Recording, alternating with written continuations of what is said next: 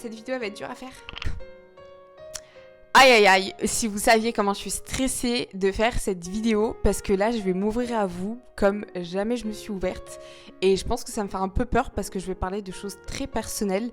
Mais je suis sûre que ça va grave vous aider. Donc cette vidéo, on va parler de l'anxiété, on va parler des cauchemars, on va parler de Dieu, on va parler un peu de choses surnaturelles, on va parler de spiritualité et on va parler aussi du fait de se sentir mieux et de trouver sa voie. Donc si ça t'intéresse, reste sur cette vidéo clairement. Si ça te fait peur, sache que cette vidéo n'est absolument pas faite pour te faire peur. Au contraire, elle est faite pour te rassurer et te montrer qu'il y a une solution par rapport à toutes ces choses-là et que j'ai trouvé ma solution et que je veux clairement te la partager. Wait for it. Here it comes. Almost there. Du coup, moi je me présente, je suis Solène, j'ai 23 ans. Pour la petite histoire, je suis née dans une famille chrétienne, donc je suis née avec cette foi de me dire qu'il y avait un Dieu qui existait, qu'il y avait un Dieu de l'univers, etc. Je comprenais pas tout à l'église, mais je pensais qu'il y avait un Dieu. Voilà, j'en étais vraiment persuadée toute mon enfance, etc. Jusqu'à mes 13-14 ans. Où en fait je suis allée dans un camp chrétien, donc j'ai rencontré d'autres chrétiens, etc. Et j'ai rencontré un pasteur qui m'a énormément touchée, donc on avait beaucoup discuté ensemble et je me sentais vraiment en paix avec lui. Et je vais vous parler beaucoup de la paix parce que, en fait, pendant mon enfance, je me sentais absolument pas en sécurité. Et très jeune, j'ai commencé à faire de l'anxiété. Ça veut dire que sur mes mains, j'avais des grosses plaques d'eczéma parce qu'en fait, j'étais tout le temps stressée. J'avais des tocs, je faisais des cauchemars. Et j'avais commencé un petit peu à faire des crises d'angoisse, mais c'était pas au niveau auquel je suis allée sur ces dernières années. Mais voilà, c'était quand même assez présent. Et du coup, quand tu fais ça et que tu rencontres quelqu'un qui est en paix, bah ça te touche. Et ça m'avait beaucoup touchée. Après ça, je m'étais dit, voilà, je veux vivre ma vie comme ça et tout ça avec Dieu, je veux grandir avec Dieu. Vraiment, je m'étais mis ça en tête. Sauf que ça s'est absolument pas passé comme je pensais que ça allait se passer. Mon anxiété a grandi 2 fois plus. Je faisais des cauchemars. J'avais tout le temps peur le soir. Je pouvais plus dormir toute seule parce que j'avais tout le temps peur. Du coup, je m'entourais tout le temps. Les problèmes familiaux, ils sont genre décuplés. Je pense que l'année entre mes 16 et 18 ans, les années entre mes 16 et mes 18 ans, elles ont été assez violentes en termes d'émotions, entre guillemets. Et en fait, j'ai enchaîné tout ça et j'ai fait j'ai renié totalement Dieu.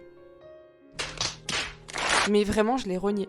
Dans le sens où, pour moi, être chrétien, en fait, j'avais l'impression que les chrétiens que je rencontrais, je vais le dire un peu de manière crue, c'était des hypocrites. Ils parlaient de Dieu, mais je voyais pas Dieu dans leur comportement. Je voyais pas Dieu dans leur façon d'être. Je ne voyais pas Dieu dans leur interaction. Pour moi, tout le truc de la religion, c'était des lois.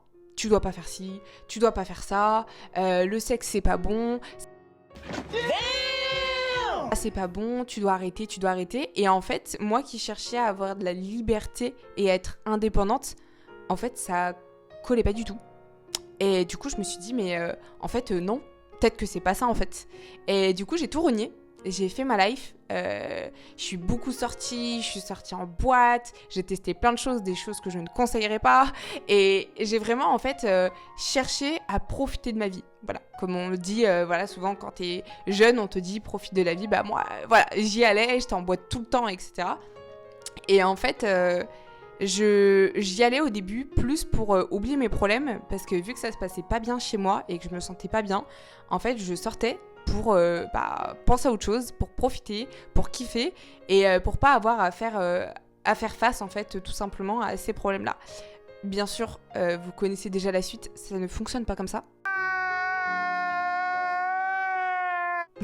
Il ne suffit pas d'aller en boîte pour que tes problèmes se règlent, au contraire. Et du coup, à mes 19 ans, j'ai souhaité me remettre en forme, d'où mon compte Solène Imfit, mon TikTok Solène Imfit, et pourquoi je travaille dans la remise en forme depuis 4 ans. C'est comme ça que je me suis lancée, en essayant d'être mieux dans mon corps, être mieux dans ma tête, et profondément être en paix en fait, tout simplement. Et du coup, donc de mes 18 jusqu'à à peu près l'année dernière, Dieu n'avait pas de place dans ma vie, mais vraiment pas du tout. Je ne priais pas du tout. Dès que ça touchait à la spiritualité, je le laissais sur le côté. En fait, je vivais clairement ma vie comme moi, je l'entendais. Et en fait, au final, je savais pas que je cherchais ça, mais je le cherchais quand même. Dans le sens où j'ai cherché à faire du yoga, j'ai cherché à faire de la méditation, je me suis intéressée au bouddhisme, je me suis intéressée à la religion musulmane. En fait, je me suis intéressée à plein de choses parce que je cherchais des réponses. Et j'avais beau essayer de vivre ma vie sans me poser de questions, ça ne fonctionnait pas. Je me posais des questions. Je comprenais pas certaines choses. Je comprenais pas pourquoi il y avait des gens qui souffraient. Je comprenais pas pourquoi je voyais de l'injustice autour de moi. Je comprenais pas pourquoi on vit dans un monde où il faut travailler pour avoir de l'argent, pour machin, pour avoir sa liberté, alors que le monde, à la base, l'argent n'existe pas, les barrières n'existent pas, enfin bref, des trucs un peu clichés. Mais en vrai, je me posais plein de questions. Et en fait, je me suis focalisée sur mon business, donc dans l'entrepreneuriat, j'étais à fond dedans, etc. Et c'est comme si j'avais un peu... j'essayais de mettre sous le tapis, en fait. La vérité, c'est que j'essayais de mettre sous le tapis et de pas me poser ce genre de questions, parce que ça me créait encore plus d'anxiété quand je me posais ces questions-là. Et sauf que le tapis, je pense qu'il a commencé à trop grossir. Why are you running? Du coup, ça a commencé à sortir. Et il y a presque 1 an et demi, 2 ans, j'ai recommencé à faire des cauchemars. Comme quand j'étais petite. Et des cauchemars très, très, très, très violents. J'ai une très grosse sensibilité à la violence. Je déteste ça. Encore plus la violence envers les enfants. Et du coup, je faisais que des cauchemars avec ça, en fait. Concrètement, je voyais de la violence, des fois de la violence sur moi, des fois de la violence sur les autres. C'était très très violent. À ce même moment-là, je venais de me mettre en couple. Donc je me suis mis en couple avec la personne avec qui je suis encore à l'heure actuelle. Et du coup, il m'a vu faire des angoisses pendant la nuit, me réveiller en pleurs, pas comprendre pourquoi. Je me suis dit que des fois, en fait, clairement, j'avais l'impression d'être folle. Parce que je me disais, mais qu'est-ce qui se passe en fait? Genre, tout revient d'un coup comme ça, l'anxiété, la peur, les questions, tout est revenu. Mais en fois 1000, quoi, concrètement. J'avais mis sous le tapis, mais là, c'est ressorti en mode 10 fois pire, quoi. Du coup, j'ai commencé à me poser des questions, à lire des livres, à me renseigner. J'ai compris que j'avais vécu certains traumas. Donc voilà, il y a des choses qui sont liées au trauma que tu as vécu, ça c'est sûr. Et du coup, j'ai commencé à vouloir régler ça. Donc à mieux gérer mon stress. Et du coup, l'anxiété, pour moi, j'étais encore dans ce truc de contrôle en fait au final. Je me disais, je peux contrôler mon anxiété et je vais réussir à ne plus faire de l'anxiété. Et du coup, j'ai commencé la méditation. Ça m'a aidée, mais ça revenait tout le temps. Et toujours plus fort. J'ai commencé à faire du yoga. Ça m'a aidée, mais ça revenait. Je travaillais dans la remise en forme. Tu manges de mieux en mieux. Tu fais de meilleurs entraînements. Mais ça revient encore. Et je me disais en fait que ma vie, elle était normale comme ça. Pour moi, en fait, j'allais vivre ma vie comme ça, en fait. Voilà, je suis quelqu'un de stressé. Je suis quelqu'un d'anxieuse. Voilà. J'ai vu ma vie comme ça, c'est la vie que je vais mener en fait tout simplement. S'il y avait vraiment un Dieu, j'ai remis tout en question, tout ce qu'on m'avait appris quand j'étais petite, j'ai tout remis en question. Je me suis posé des questions sur... En fait, je me posais plein de questions. Et moi, il y avait plein de choses qui n'étaient pas logiques par rapport à ce qu'on m'avait appris. Je me disais, attends, on m'a dit, il y a un mec qui s'appelle Jésus, il est venu sur la terre, il est mort pour nous, et nous, on est des pécheurs, mais moi, j'ai pas demandé à n'être pécheresse. Tout ce qui me fait du bien, c'est mauvais, je comprends pas. Et vraiment, en fait, j'avais plein de questions et je trouvais pas de réponse. Et en fait, à chaque fois que je parlais avec quelqu'un qui était chrétien, je me sentais jugée et je me sentais pas bien. Vraiment, je me sentais pas bien. Et du coup, je me posais ces questions-là et je voulais vraiment trouver une réponse. Du coup, j'ai continué. J'ai continué de chercher, j'ai continué la méditation, j'ai continué le yoga. J'ai continué en fait tout simplement de chercher qui j'étais et chercher pourquoi j'étais là et chercher vraiment une réponse sur est-ce que Dieu existe ou pas en fait. Concrètement, c'était vraiment la question que je me posais au final. Et en fait, à ce même moment-là, j'ai rencontré une fille qui est chrétienne aussi et qui est jeune. Et moi, j'avais une image très très un peu à l'ancienne du chrétien, tu vois. J'avais vraiment ce truc, tu vas à l'église, vous devez être tout discret, vous priez pas trop fort. Une femme, elle doit pas trop parler fort, elle doit être comme si. Limite, je croyais que être chrétien, ça voulait dire qu'il faut pas que t'aies trop d'argent, alors que moi, j'ai grave de l'ambition. Je me disais, mais comment ça moi, je veux vivre ma vie, je veux m'acheter des trucs, je veux faire des trucs. Comment ça, il faut pas que j'ai beaucoup d'argent? Et j'avais fait tous ces raccourcis-là, et du coup, j'avais une image qui était hyper mauvaise. Pour moi, j'allais pas retourner à l'église. Les chrétiens, encore une fois, c'était des coincés et des hypocrites. Du coup, ça ne m'intéressait pas. Mais j'étais curieuse et j'avais ce truc en moi qui avait besoin de trouver une réponse. Et du coup, j'ai rencontré cette femme, et c'était la première fois que je voyais quelqu'un qui me parlait de Dieu. Mais déjà, je sentais Dieu, premièrement. Et surtout, elle me parlait de choses dont moi, j'avais pas entendu parler ou que je ne connaissais pas, en fait, tout simplement. Et un jour, on était posés ensemble et on discutait et on commence à parler de... Elle me parle d'un truc prophétique. Je me dis, mais de quoi elle parle? Pour moi, les prophètes, c'est genre, c'est Moïse, t'écartes la mer en deux. Je me dis, mais qu'est-ce qu'elle raconte? Genre, pour moi, elle était folle, en fait. Clairement, moi, je me suis dit, mais cette meuf est folle. Concrètement, dans ma tête, c'est la première chose qui me suis venue en tête, c'est cette meuf est folle, comment ça, prophétique, etc.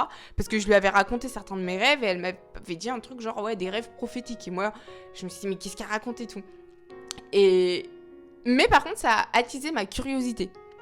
Et en fait, j'ai recommencé à lire ma Bible par rapport à ça. Par rapport au fait que je me disais de quoi elle parle. Et moi, il y avait des choses dont j'avais jamais entendu parler, dont elle me parlait. Et l'autre chose dont elle m'a parlé, c'est de la relation avec Dieu. Je me dis, mais comment ça, la relation avec Dieu? Moi, pour moi, Dieu, tu pries, tu lui demandes des trucs. Des fois il te répond, des fois il te répond pas. Dieu il est autoritaire, Dieu il veut pas que tu fasses ci, Dieu il veut pas que tu fasses ça.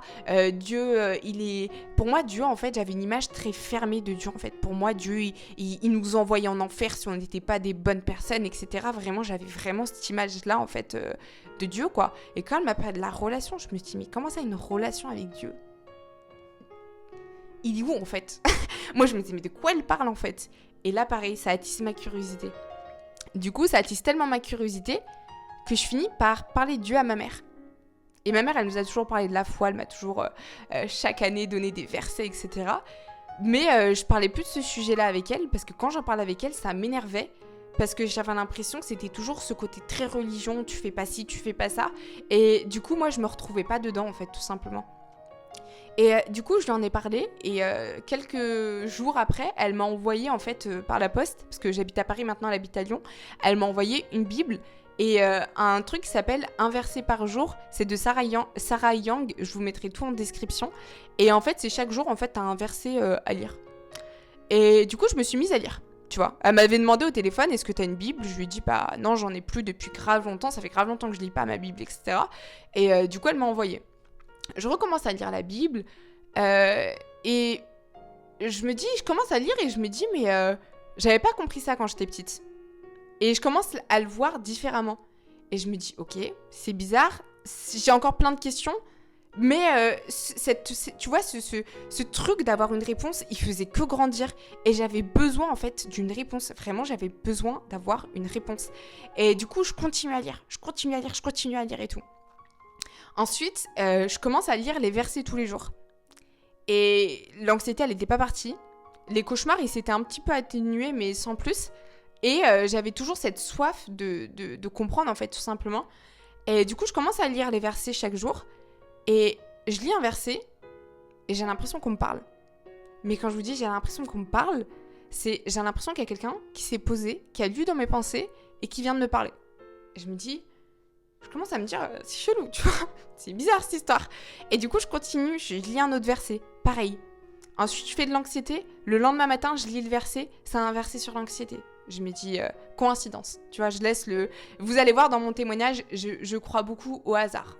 La meuf qui est dans le déni total. Et je me dis, non, c'est une coïncidence, etc. Je continue, mais ça commence à grandir de jour en jour. Et là, je commence à vraiment me poser des questions. Je me dis, ok, il y a un truc. Il y a un truc, il faut que je trouve ce truc-là. Et un jour, je me pose.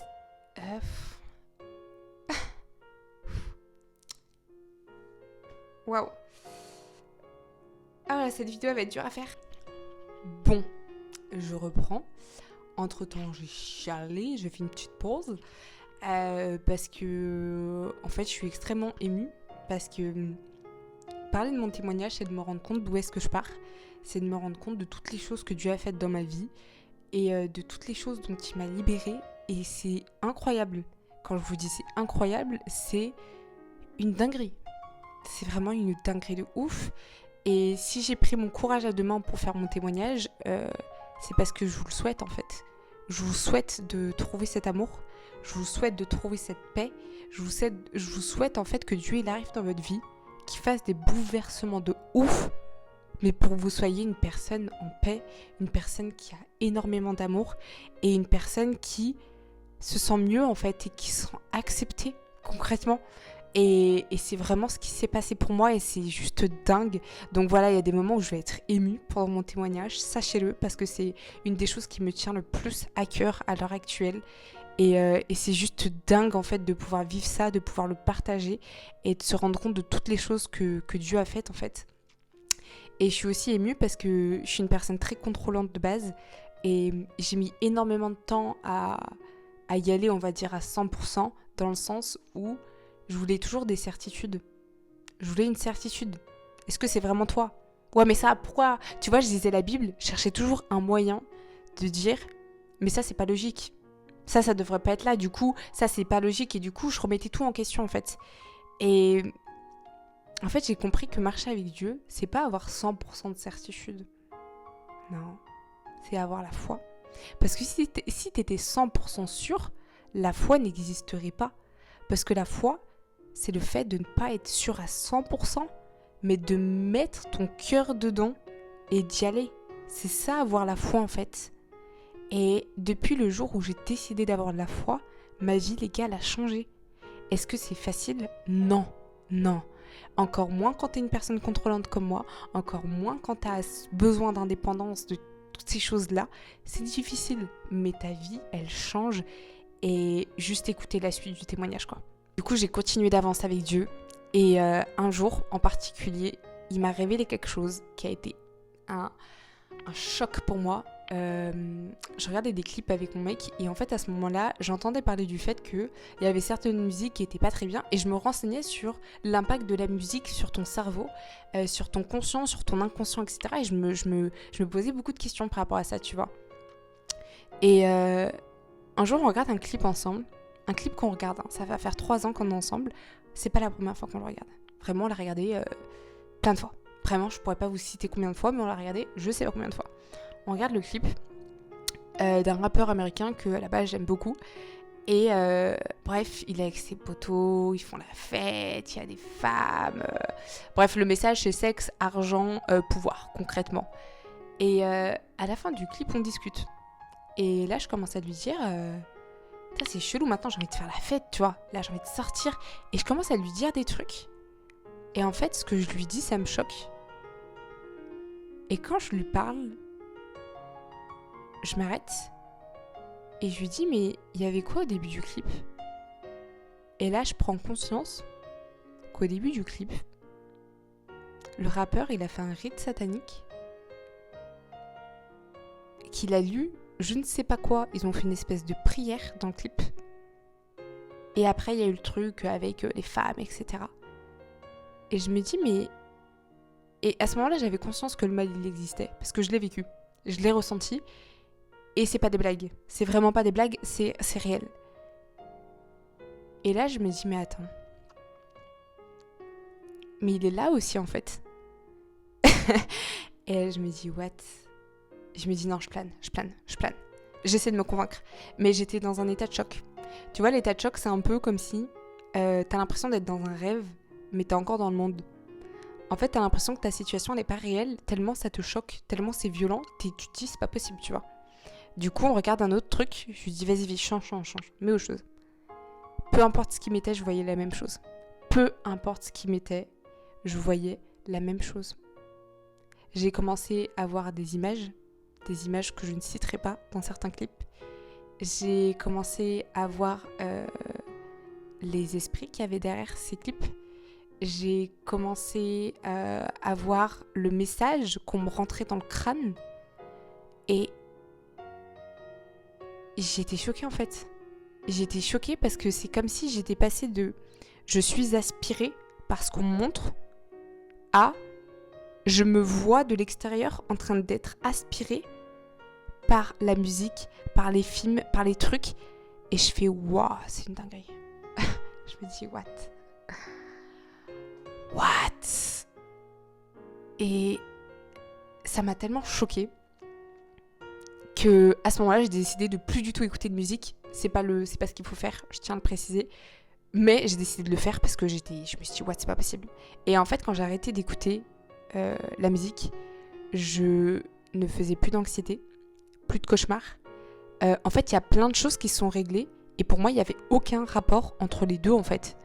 Et je me dis, mais c'est pas possible. Après, plus tard, j'ai compris que c'était certains types de musique, que c'était certains chanteurs qui ont fait des rythmes assez bizarres, c'est pas nouveau. Et du coup, voilà, j'ai compris, maintenant j'écoute de la musique, c'est juste que j'écoute pas les mêmes musiques et j'écoute plus des musiques qui glorifient Dieu que l'inverse. Et du coup, en fait, ça m'a choquée parce qu'il y a eu ça et la semaine d'après, j'ai eu plein de révélations. Ça veut dire que pendant une semaine, j'ai un carnet entier où j'avais de la connaissance. Cette connaissance ne vient pas de moi, mais cette connaissance, quand je vous dis, c'était...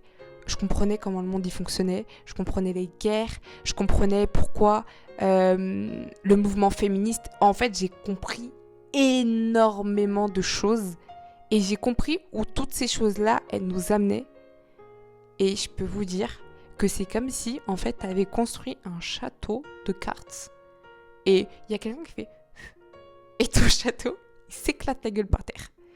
C'est toutes les croyances que j'avais qui sont éclatées la gueule par terre en l'espace de 2 secondes. Et ça m'a fait un choc.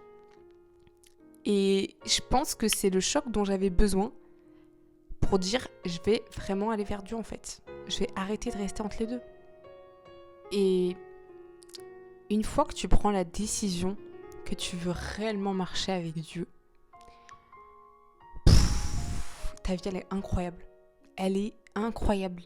Et même si ces derniers temps, j'ai eu des difficultés, j'ai perdu une amie, il s'est passé plein de choses, je suis en paix dans mon cœur. J'ai énormément d'amour. Je me suis jamais sentie autant sur la bonne voie de toute ma vie. Je règle énormément de problèmes personnels et je me sens pas seule pendant tout ce processus-là. C'est juste... c'est incroyable en fait les gars. C'est juste incroyable de ouf. Et du coup après toutes ces choses-là, toutes ces révélations, après toute cette connaissance qui est venue, j'ai vécu 3 jours d'extase. Mais de l'extase les amis, en fait je dis l'extase parce que je pense que c'est un mot pour un peu décrire ça. Mais j'ai pas de mots pour le décrire. J'ai vécu 2-3 jours dans l'amour, mais l'amour de Dieu. Pas l'amour des êtres humains. Pas l'amour entre nous, je te donne et tu me fais ça en retour. Pas cet amour-là, de l'amour inconditionnel.